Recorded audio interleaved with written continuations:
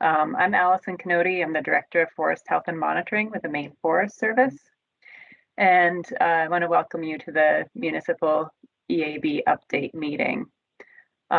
First off, just to help folks get a little bit familiar with Teams, we do have a chat screen. Looks like a little speech bubble at the upper right corner of your screen. And if you click on that, I'm hoping that you'll be able to see and access chat. I have been in meetings where that hasn't been available. And so what I'd like you to do is just type in, who you are, where you're from, so that we can see that everybody can access the chat.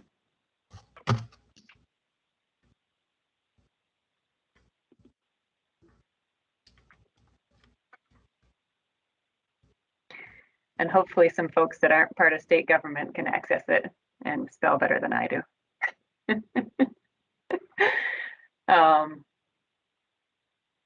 So today we're going to give a brief update on Asian longhorn beetle, on emerald ash borer. There'll be a variety of updates related to that. And then as well on Lymantria dispar, formerly known as gypsy moth, which was a pest of significance this year in Maine. We're going to ask that folks mute their phones and computers if they are not speaking or not part of the program. And I may go ahead and just mute all and then unmute myself so that we can make sure that everybody gets covered. I think you should be able to unmute yourself if I do mute all.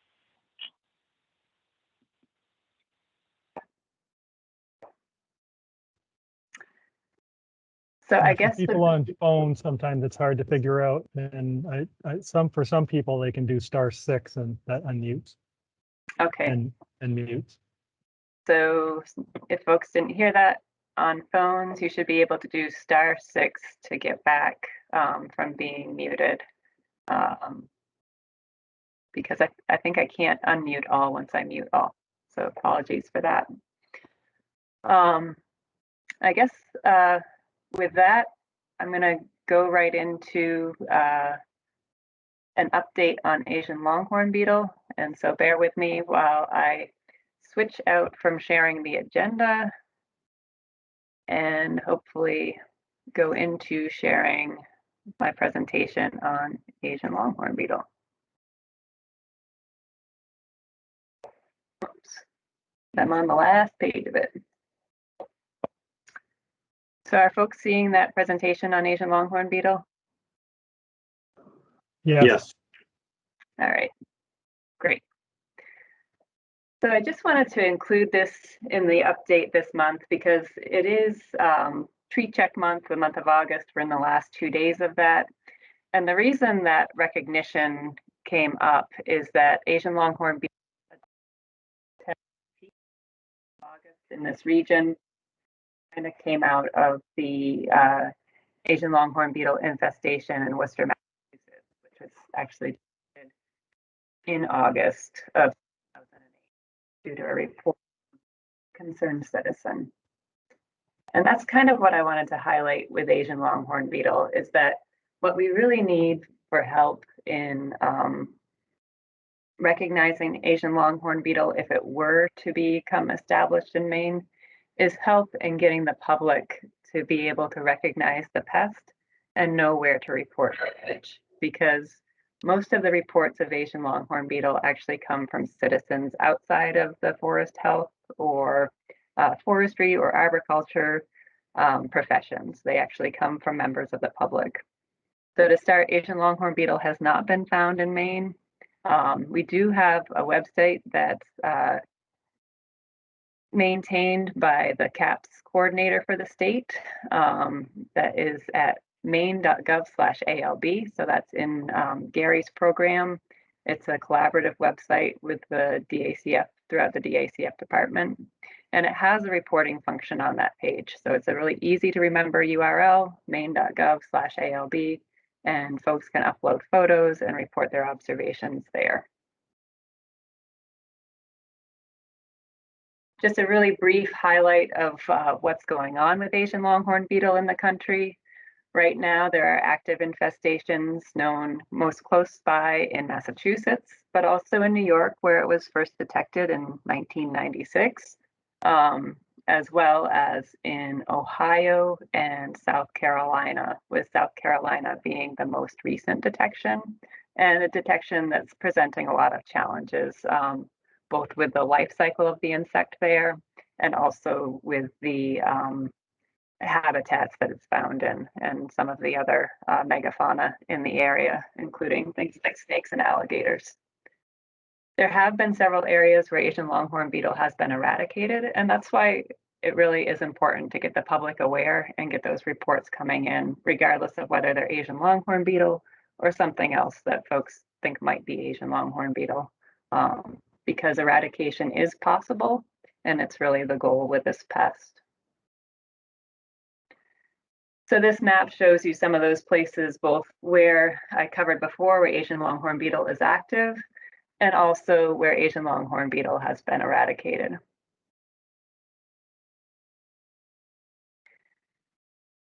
So one of the key things that people notice about the pest is the beetle itself.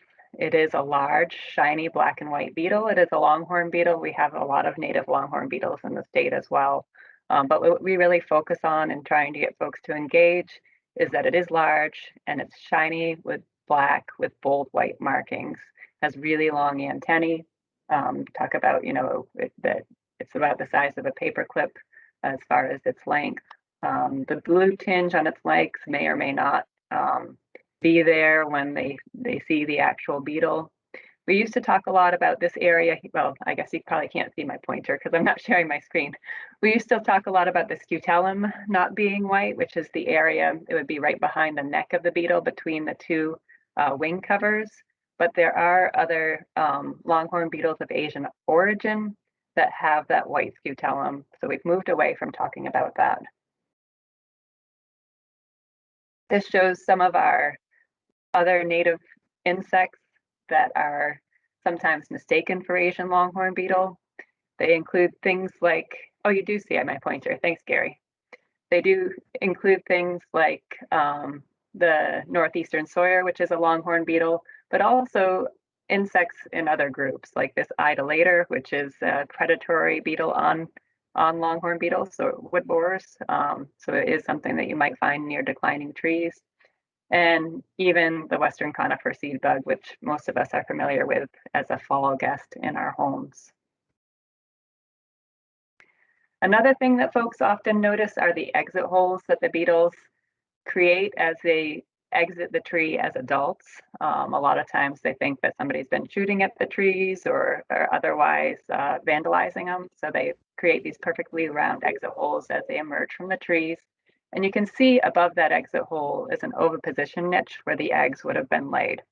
And so we ask folks to look both for the exit hole, but if they see those holes, also look for the oviposition niche. There'd be more of those egg laying niches than there are exit holes on an infested tree.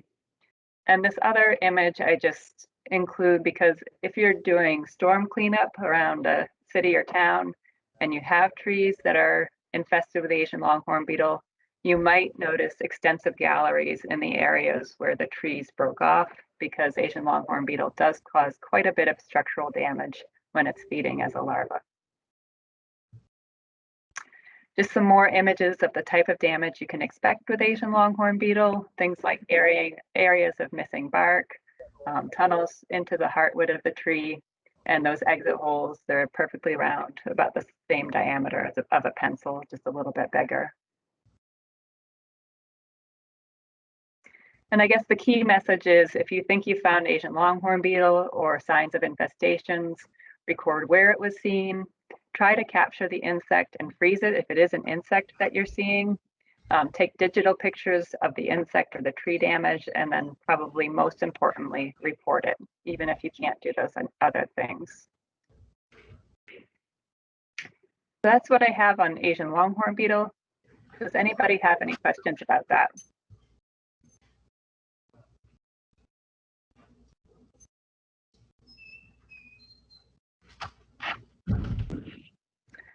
If not, I don't see anything in the chat.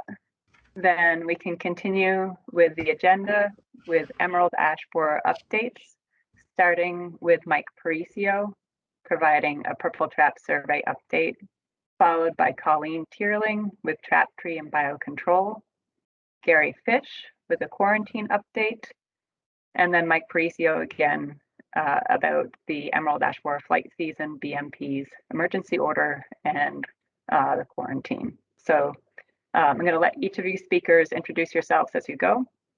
Thank you. Okay, thanks, Allison. Let's see if I can get my screen shared now. And let me know if you have a map of Maine with purple dots on it. Anyone? That's good, Mike. Okay, here we go. So, okay, yeah, good morning, everybody. I'm Mike Parisio. I'm one of the forest entomologists at the Insect and Disease Lab here in Augusta, Maine. So we'll start this segment on EAB with some monitoring efforts. So I'll give you a quick update on the Purple Prism trap program here in Maine, and then Colleen will fill you in on some of her monitoring efforts for EAB. So a lot of you are probably familiar with this program. We've been doing this for years now. So we do deploy a target number of about 200 Purple Prism traps around the state each season. 2021 was a little bit of an interesting year for this program. So there's basically one manufacturer of these traps, and the legacy of hardships for manufacturing during COVID times kind of spilled over. And so our usual allotment of 200 traps was unavailable. So we still have not gotten our traps. I think the order just went through for the 2021 season. So fortunately, we've been doing this for long enough. Each and every season we order, a small percentage of safety traps or buffer traps, however you want to refer to them. So a few extra in case we need to replace or we have any desire to hang up some extra ones. So with that back stock in our garage, we were able to come up with about 160 traps. So not quite the 200 traps we were hoping for, but not a bad coverage, all things considered. So just a reminder, Maine can be divided into regulated and non-regulated areas. So the purpose of this Purple Prism Trap Survey program is for new detections in non-regulated areas. So if you look at the map here, I don't have the regulated areas overlaid, but you can kind of see this border here in southern Maine, obviously with southern Maine being regulated or quarantined. So we have, traps deployed right along the boundary of that regulated area to monitor any spread coming out of there. And same thing in northern Maine here. You see this big gap here that doesn't have any traps hanging it, but right along that boundary, we have a good number of traps to monitor that spread. So we have good coverage around those regulated areas. Probably, recreational areas in central Maine was the biggest thing that we had to kind of forego with our limited number of traps this year. So hopefully we'll be back up to full capacity next year. The traps go out in late May, early June. They sit for 6 weeks, at which point we inspect them. So we've completed the checks during the mid-season for all these 160 traps. We've collected 6 samples of beetles that are in the same genus as emerald ash borer or Gryllus. I've identified those. Fortunately, none of those are EAB, so they are native species in that same genus. So no excitement there at the mid-season. And then we're coming up on the end of the trapping season. So mid-September, we'll begin to break down these traps and perform our final checks for the season. Hopefully, at which point we will not find any EAB at that point either. So yeah, that's it for the Purple Prism Trap program. If anybody has any quick questions, feel free to ask. Otherwise, I will shift things over to Colleen, and she'll give you an update on some of those regulatory programs or monitoring programs, sorry.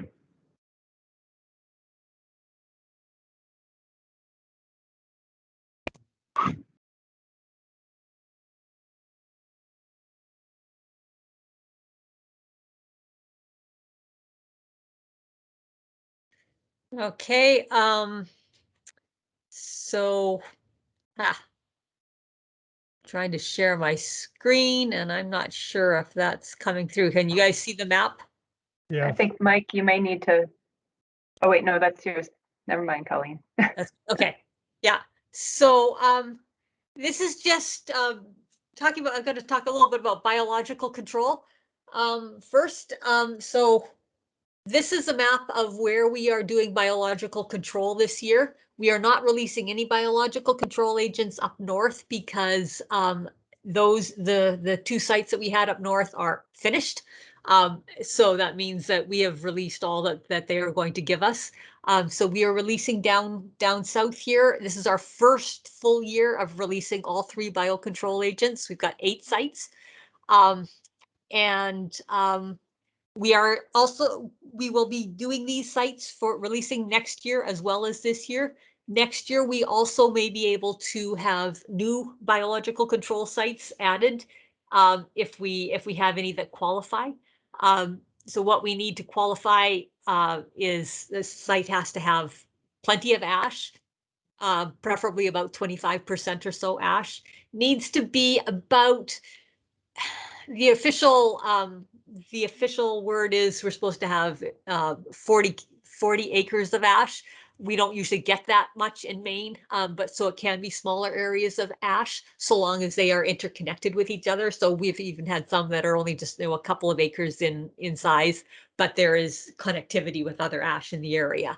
And most importantly, EAB has to be present. So if you have places in your towns that you think may meet these criteria, certainly let me know because we will be looking for new sites for releasing next year. And then also, come on. I thought I would just show you a picture of what when we talk about biocontrol, I know often we talk about parasitic wasps and people hear the word wasp and they freak out. And so we're trying to not use the word wasp that much, but I know it's out there. And when people hear wasp, they are thinking murder hornets. They're thinking, why are you releasing yellow jackets out in the woods? What we are releasing are tiny, tiny non-stinging parasitic wasps. So this is one of the egg parasites. If you can see my pointer here, this tiny little speck, yeah, not much bigger than about the period at the end of the sentence. That's one of the little egg parasites. The other 2 are larval parasites, and they're slightly larger. Right here in the red square is and that's adjacent to a finger, so it shows you how tiny it is. That's one of the egg parasites. And then the other one is a slightly larger parasite and is able to parasitize EAB in trees that are a little bit larger because it's a little bit bigger and has a little bit longer ovipositor. And again, you can see it here, still relatively small, pretty much the size of a mosquito, maybe, very small. So let me stop sharing there. So that's what we're doing for biocontrol. We are, as I said, we're no longer releasing biocontrol up north. We are, however, doing some monitoring, trying to see if we can recover the parasites that we released in the past. We did fell some trees and peel the bark off of them in the spring to look for signs of the parasitoids and did not see any signs. So this later in the summer, starting in August, we started yellow pan traps, or basically we're putting out pans of non-toxic antifreeze attached to the trees, hoping that the insects will be attracted to these bright yellow pans and drowned in the liquid. And it's too early to say yet what we have found. We just have collected some, and we're going to be trying to identify what insects are in there. So we're hopeful that we will find some establishment. If not, we will be doing some more recovery efforts next year.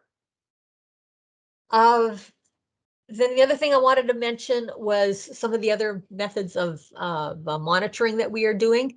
We have been still continuing to do biosurveillance, which is we're using again, a non-stinging wasp, a hunting wasp that lives often in baseball diamonds. And so we have been using, and this wasp hunts native insects that are related to emerald ash borer, native buprestids. When emerald ash borer is present, it does a really good job of hunting emerald ash borer as well.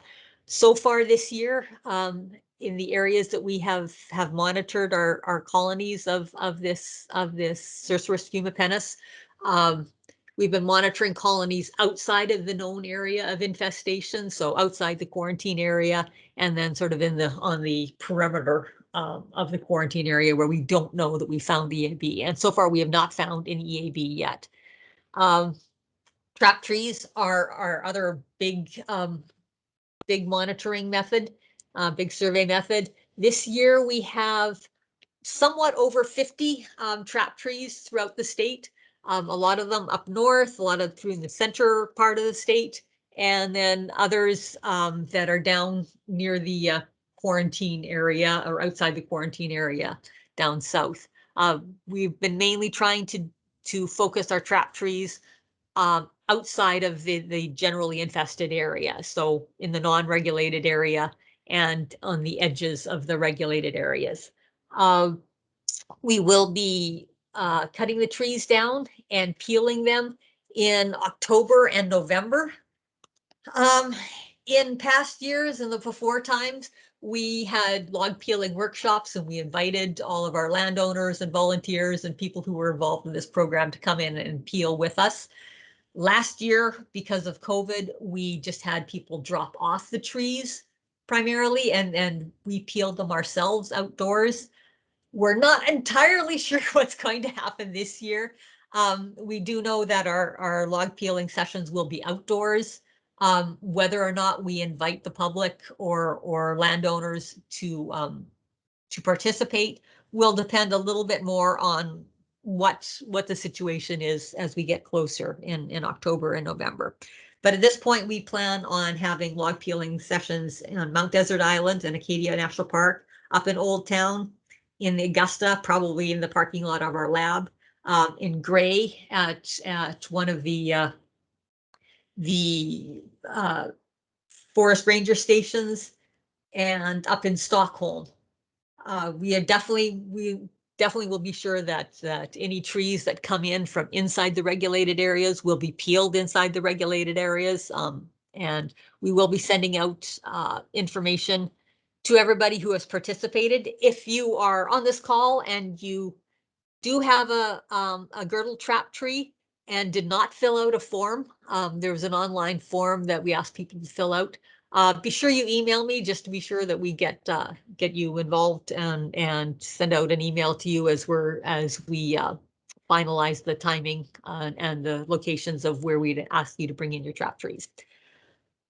And I think that's just about it for me.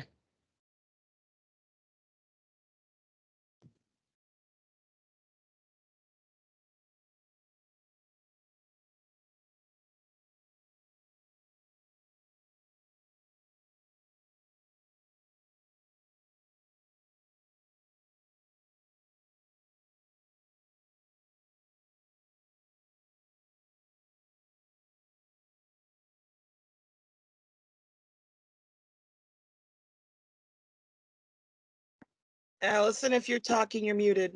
Or Gary, whoever. It's very quiet. Yeah, Gary's up Yep. next. I think he's working on getting his screen up. Yep, can you see it? Yep, we can see it. All right, You're really quiet, Gary. I will try to talk louder. I had something go down the wrong way, so I may cough too. Sorry about that. Can you hear me now? Yes. I can hear you. Yes. Okay. So I'm, oh my God, hopefully this goes away. I'm Gary Fish. I'm the state horticulturist, and that's how you can reach me if you need to or want to. And I'm going to talk about the current quarantine that's in place. So there are certain areas that are regulated where you can't move ash products out of the quarantine area into the non-regulated areas. And as you can see here, the regulated areas are hatched in this kind of pinkish color.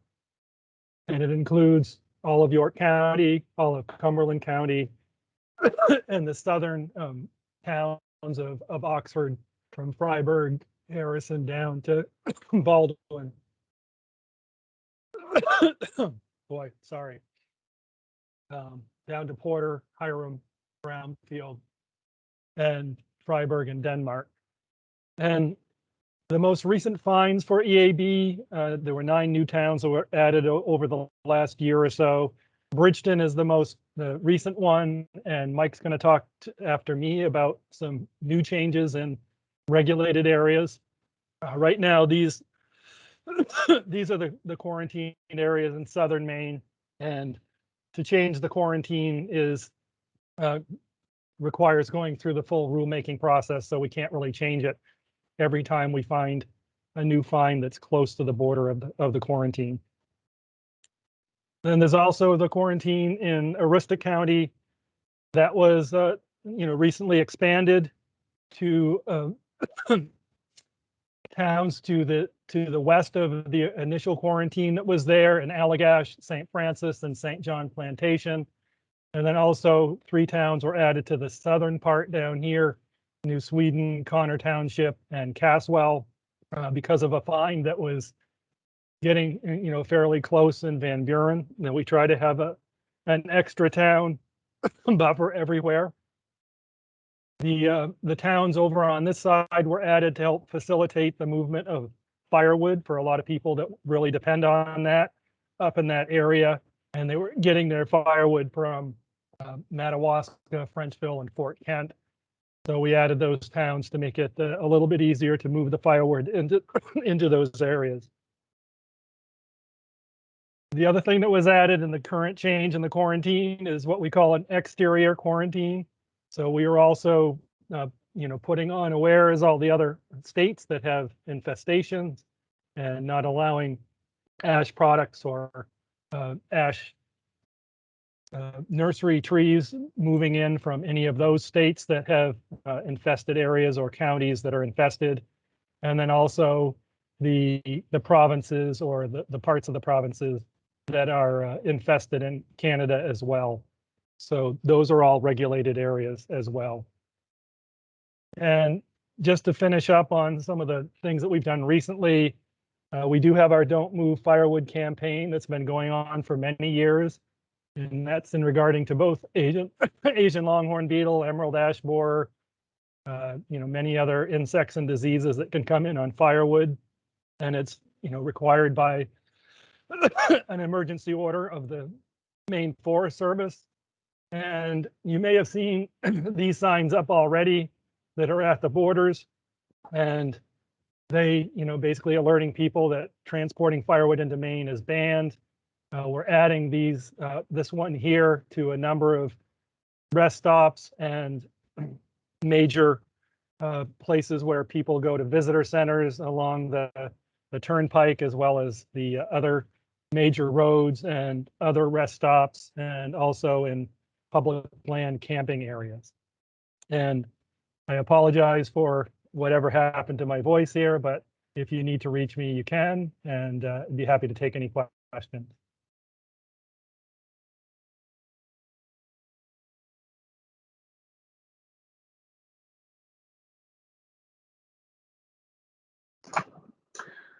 All right, Gary, hearing none, I'm going to take back over. Mike Precio here again. So, yeah, let's see if we will start. Actually, let me share my screen again quick.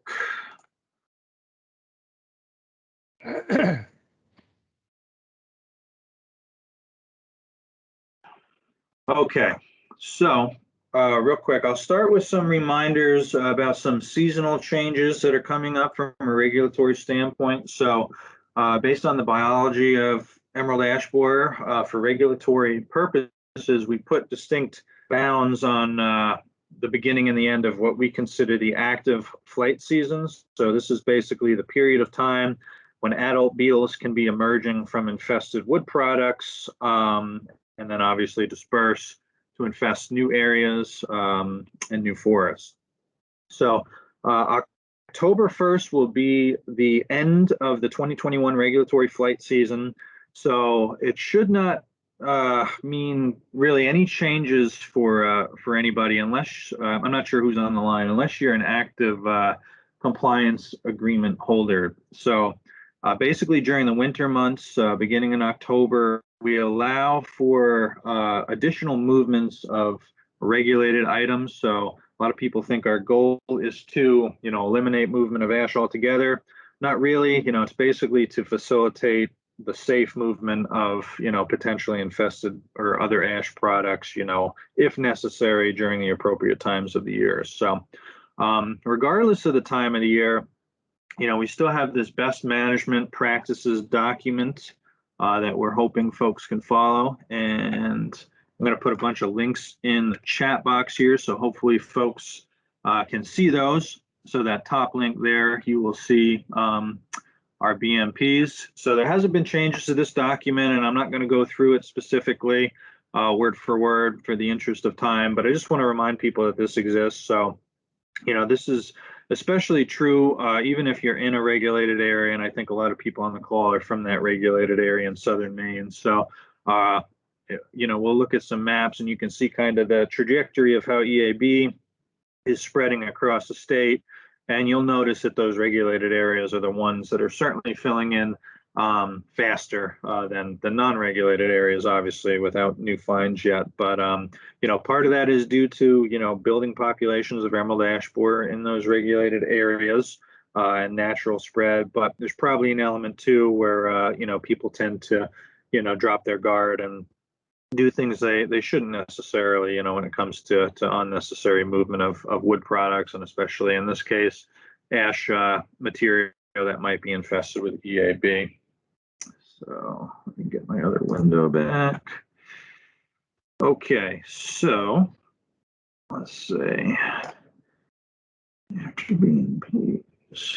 All right, so that's just a reminder on that. And then I guess I will jump into the big news. So the big news breaking today, and I'm glad those of you that are on the call are here today, is that we have a new emergency order going into place today, basically. So if you haven't already gotten notice of that through other means, this is breaking news. So you'll probably see some more press releases on this throughout the day. Let's see. That's not what I want to share. All right, hold on. I got to share my map.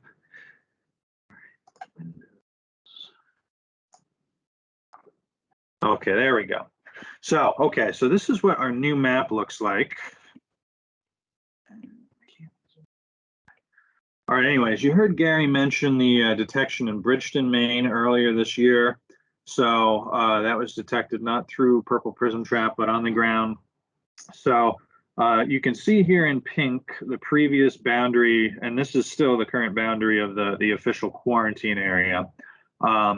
So the way we do this, when we have an infestation or a detection, based again on the biology of EAB and what we know about how difficult it is to detect EAB, we generally, assign two categories to the area surrounding it. So this red core area here, this is basically what you can consider, the generally infested area. So if you have a point, and we've seen this all over North America as EAB is spread, we can pretty much assume there's a good chance that within a 5-mile radius of that point, we also have populations of EAB. So this is the area of highest concern. But then beyond that, up to a 10-mile buffer, this light orange or lighter orange area, we know that there's certainly a probability that EAB is in those areas. So it's not a guarantee, but it's certainly very possible, to the extent where, we want to make sure that those areas are treated with due concern. So basically what we've done based on this Bridgeton find is apply those buffers. And, we're now beyond the previous quarantine area. So we had to amend the boundaries, and we've done that again through an emergency order.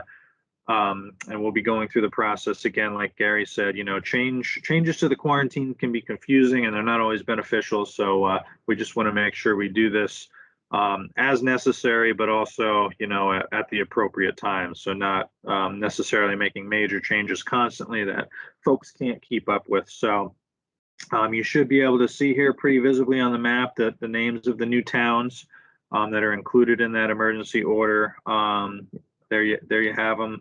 And then I've also included in that list of links the full text of the new emergency order that goes into place. So please, you know, access that and review that. You'll probably get that in other press releases if you subscribe to update lists and the like. And then, yeah, basically the regulations that apply to the quarantine area now apply to this regulated area. So no longer can, you know, any ash regulated items leave this this blue hatched area. So that's basically the gist of the new emergency order in a nutshell. And unfortunately, folks are probably familiar with how this process works now. We've done this before.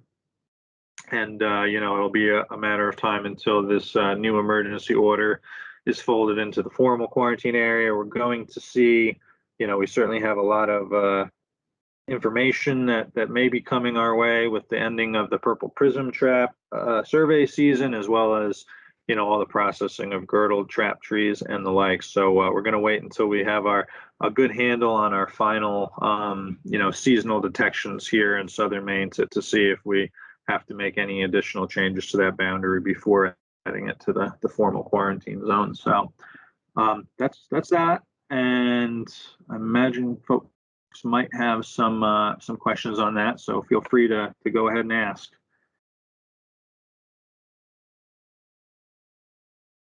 Maybe not. Maybe it's clear enough. So anyways, if anyone thinks of anything, feel free to inquire about that at the end of the meeting. And with that, I will turn it over to Jan. Mike, I just wanted to add that I didn't mention hardwood firewood as another regulated item, just so that we make sure that people understand that it's more than just ash when it comes to firewood. Great point. Yeah, thanks for adding that, Gary. So yes, that is explicitly included in any of the EAB regulations, all hardwood species of firewood. Thank you.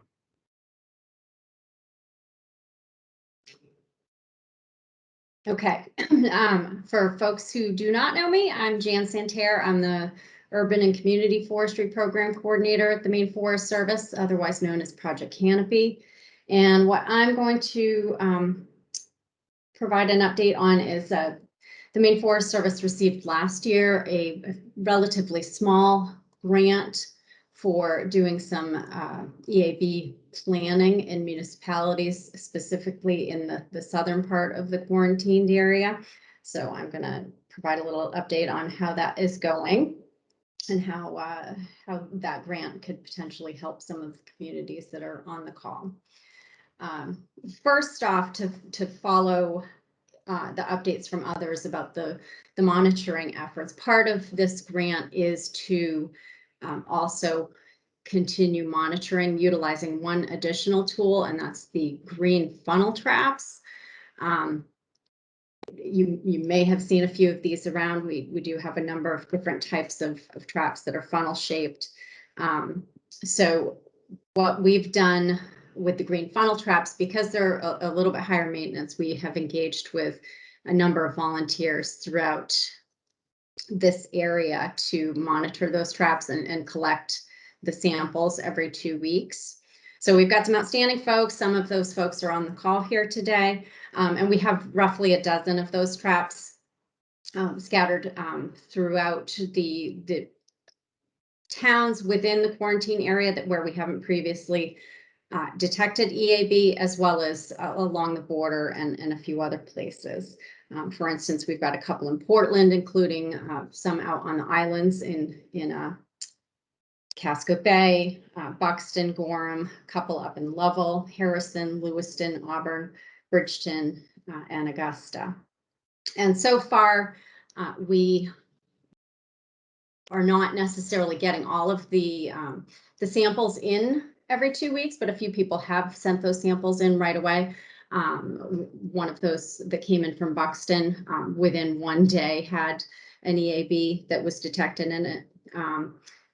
Kim recently thinks that she found an EAB in the trap that she's monitoring in Gorham. We've yet to confirm that, but it certainly did look like it. And Gorham was one of those towns where we knew we had already detected it. But so far the others, we're not finding anything in any of those. Next year, we hope to get a number more out, particularly within that additional area that Mike outlined in his slides, where the emergency order is adding in a few different towns. I would say, all the way west over to Freiburg and that area, then, in a semicircle around the northeastern part of Sebago Lake over towards Raymond. We'd like to get some out in Paris and Norway, Waterford, down through Poland, Gray, Yarmouth, Falmouth, Brunswick, and down through to Harpswell, if possible. So if you know of volunteers or volunteer groups within those areas that might be able to check on a trap, it's pretty simple. They would have to check on that trap every 2 weeks. So I don't have any slides. Sorry, you're just looking at me.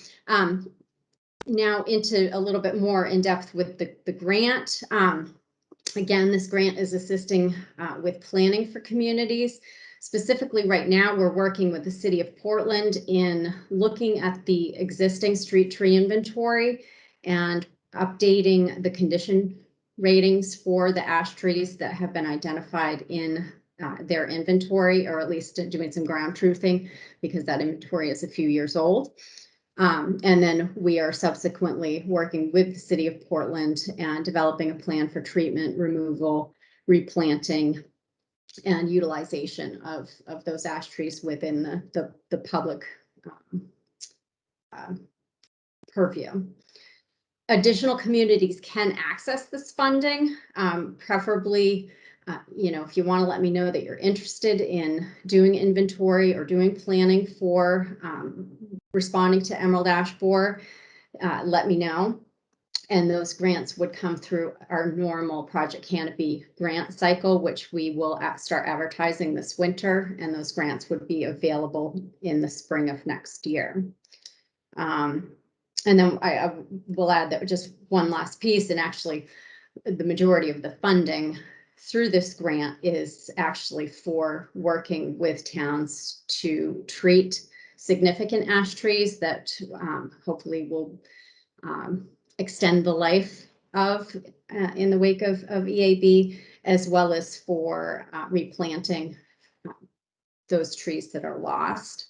So there will be funds, and additional to just the planning funds. And then one thing that we're doing with the university as part of this grant and the Skudik Institute is we are working with them to collect some remote sensing data so that we can test some tools that they've developed to identify ash trees and stands of ash, particularly in urban settings. A lot of the remote sensing tools are more geared towards rural forests as opposed to city forests.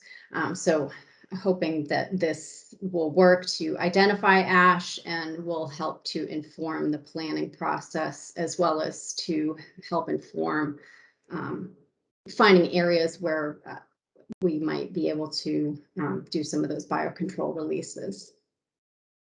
So that's all I have.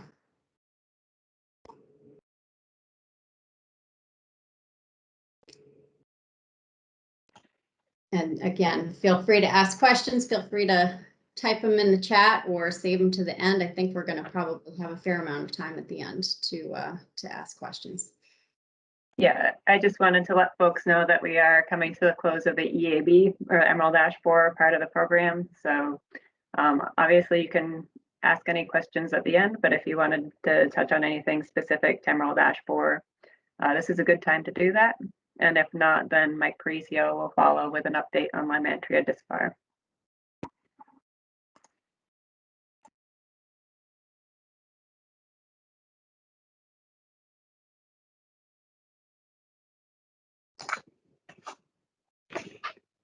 All right. Seeing no takers, back to me again. So welcome back. Yeah, so that's another exciting situation we have going on. So first things first, what is Lymantria dispar? For those of you that are not aware of the current situation, this is the forest pest, formerly known as gypsy moth. So the Entomological Society of America, that's kind of the governing body for common names, has eliminated the usage of the former term gypsy moth. So we're going to be referring to this insect for the time being by its Latin name. So get used to that until we have a new name for it. We were talking about this before the meeting, and yeah, there's a name submission process going on right now, which is open till September 8th or so. So after that, it'll probably take a couple weeks to deliberate on a new name. So maybe by 2022, we'll have a new common name that's more appropriate for this insect. But again, until then, we'll be referring it to as Lymantria dispar. And yeah, depending on where folks are from, you may or may not be aware of the current situation that started to pop up here in Maine in 2021. So this is a forest pest with cyclical outbreaks over huge regions. Basically, we've been lucky here in Maine. Here it's on about a 10-year return cycle, and we really didn't have much to deal with about 10 years ago. 20 years ago, at the turn of the 2000s, there was quite a bit of Lymantria dispar activity and damage across Maine. But like I said, it's been pretty quiet until now. I don't know if anybody has traveled to Massachusetts or Connecticut, or has friends or relatives down there. Basically, southern New England has been dealing with a pretty terrible outbreak for the past several years. That's finally subsiding, but if you travel the Mass Turnpike at any point, it's pretty hard not to see all the oak mortality. So this is serious pest. We're hoping for the best, but certainly there is tree mortality usually associated with these outbreaks. So for 2021, the damage really appeared in a core area along the New Hampshire border, basically, in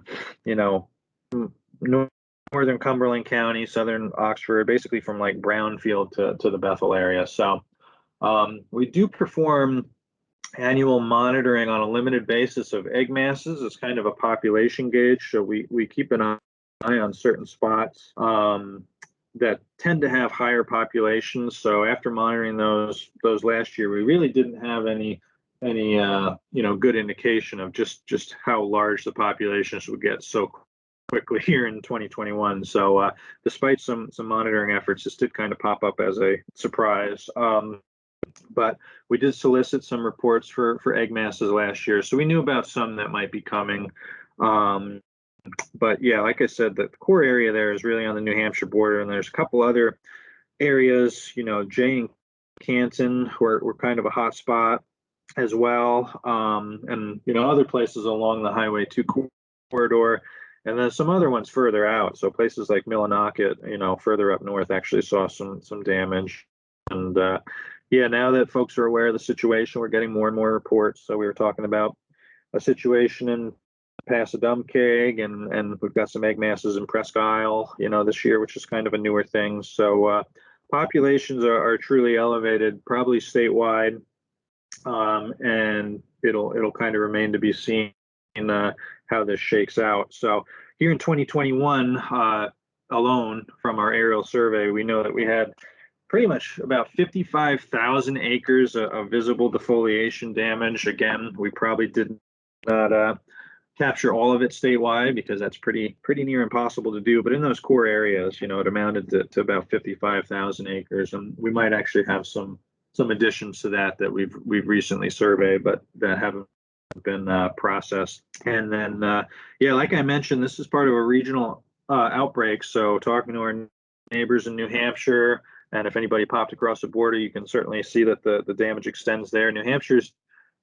experienced about 37,000 acres of damage, right continuous with our 55. So about 90,000 acres, in that core area that we share along the border there with Maine and New Hampshire. And, just to note, this this outbreak does extend throughout northern New England, so there's certainly damage in Vermont. I don't have an acreage figure on that. And then from personal travels and talking to forest health folks in New York, there's certainly some extensive damage in New York as well. So we do have to brace ourselves. This was year one. Typically, these outbreaks, will last 3 to 5 years, sometimes shorter, sometimes longer. A lot of the natural control of these populations is based on weather, which is, I'll bring up brown tail moth carefully. A lot of these weather conditions that are favorable for disease spread in caterpillar and defoliator populations have been lacking, year to year, and we're kind of in a trend of lacking that appropriate weather at the appropriate times of year to limit some of this population control. So might be one reason for the release here. And I'll also point out in those areas in western Maine, it's oak country, where oak's growing on really well-drained sandy soils there. So it's a really good habitat for gypsy moth. And again, with that additional drought stress on those trees, it made for easy pickings, and hopefully those oaks will be able to withstand the combined stresses of this new defoliation with drought from certainly this year and to some degree from last year. So in addition to New England here, there's also some populations popping up in the Midwest. There's been some activity in Michigan. So that's kind of interesting that these insects are able to kind of synchronize on a scale of that large. So it's truly impressive. And yeah, to this date, nobody really understands all the mechanisms behind when these outbreaks tend to pop up. But certainly be aware of this situation going into next year. You will probably experience it. Those working in the forest and tree industries, as well as municipalities, you'll probably get a lot of questions and complaints about this. There's a lot of confusion between Lymantria dispar and brown tail moth, so make sure you suss those out and know what you're dealing with. Sometimes they can't always be identified properly by the public, and you think you're talking about one thing, but you really need to be talking about another. So that's a bit of a lesson learned here in our shop this year with the onset of that, when everybody's so concerned about brown tail moth. And then from a forest products movement perspective, just a reminder, so all of Maine is under federal gypsy moth or Lymantria dispar quarantine regulations. So for all intents and purposes, that means that stuff can basically move, anywhere in Maine from point A to point B without any legal ramifications. But I do want to highlight, this is really an important time for best management practices, and part of those federal regulations are that stuff be thoroughly inspected, specifically or mostly for gypsy moth egg masses, regardless of whether it's moving from point A to point B while entirely within a regulated area. So make sure you're doing that. This is going to be important, for arborists underneath branches that get trimmed is an absolute favorite place for egg masses to be deposited. So if you're not already familiar, make sure you get on Google and do an image search and make sure you're familiar with what the egg masses look like.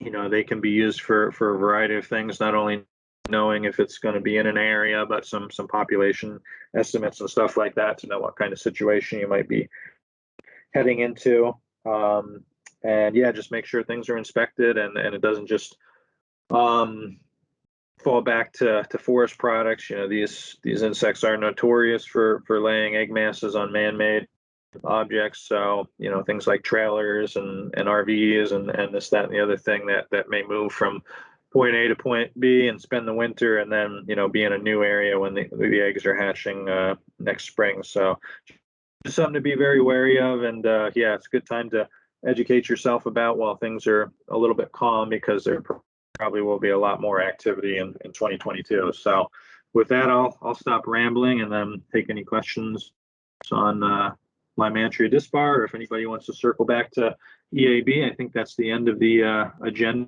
and we'll take questions.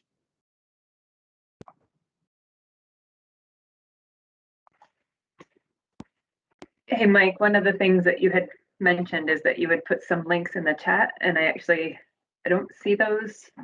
I don't know if you have those available.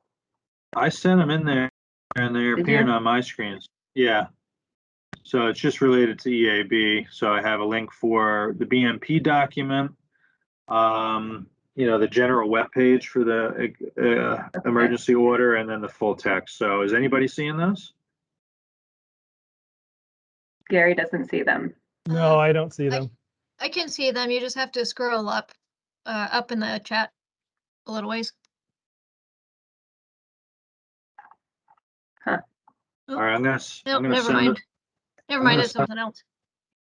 All right, let's.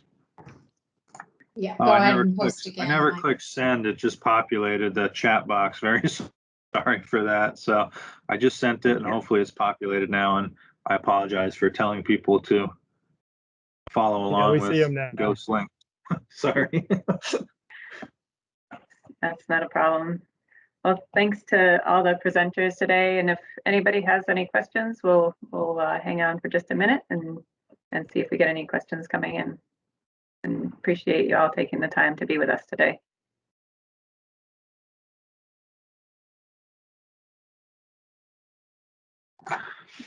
And if nobody has any questions, I'll take this time from anybody from, the southern municipalities to ask if anybody's seeing Lyme dispar egg masses in big numbers or concerning numbers in their jurisdictions. So feel free to put that in the chat or get on the microphone.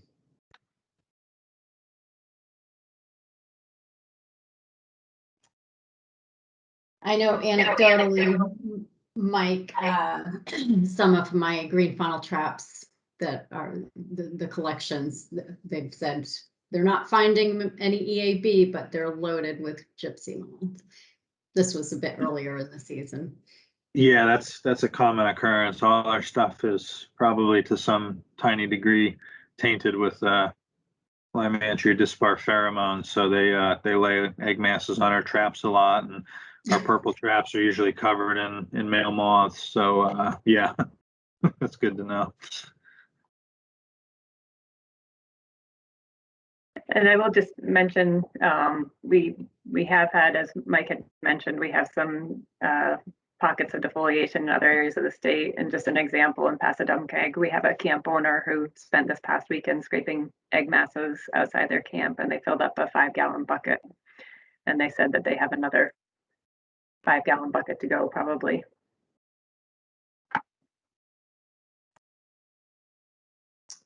So Amanda asks in the chat if there's a layperson friendly brochure on Lymantria dispar that they could share through a community e-newsletter. I'll say we have a fact sheet on it, and I can find that link and share it in the chat.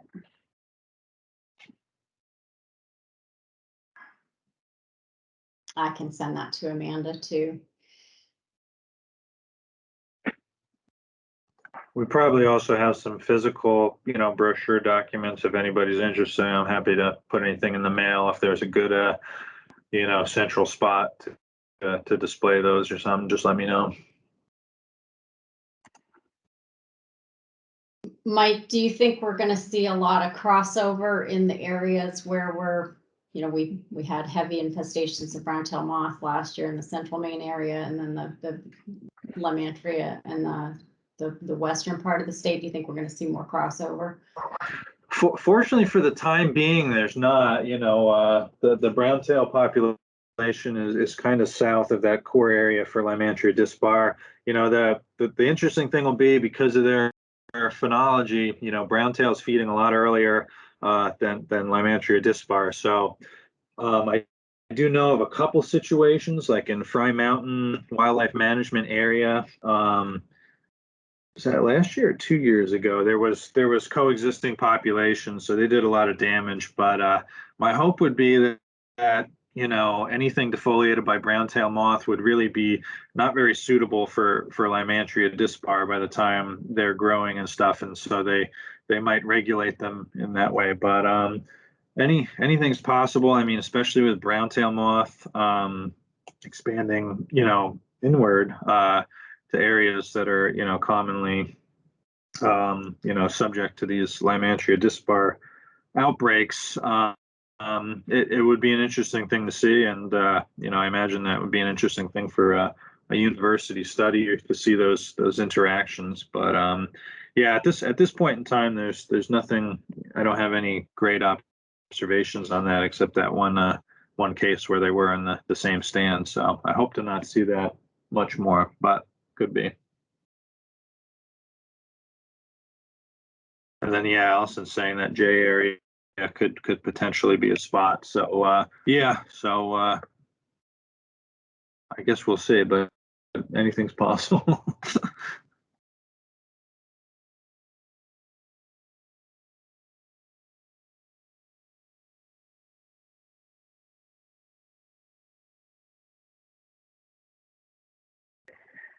All right, I'm going to go ahead and close the meeting. I want to thank you all for joining us today. We welcome your feedback. You can send emails either to us individually or to foresthealth@maine.gov, and I will put that in the chat. If there's things that you would like to hear about in these meetings or different format that you'd like to see, we do welcome that feedback. And again, I appreciate everybody's time today. Thank you. Allie, one more thing, just worth noting that we've been doing these meetings for a couple of years, usually to an invited group, but we're opening them up and we do run them quarterly. So I believe the next one will be in December. December, yeah. Yep. All right, thank you, everybody. Thanks.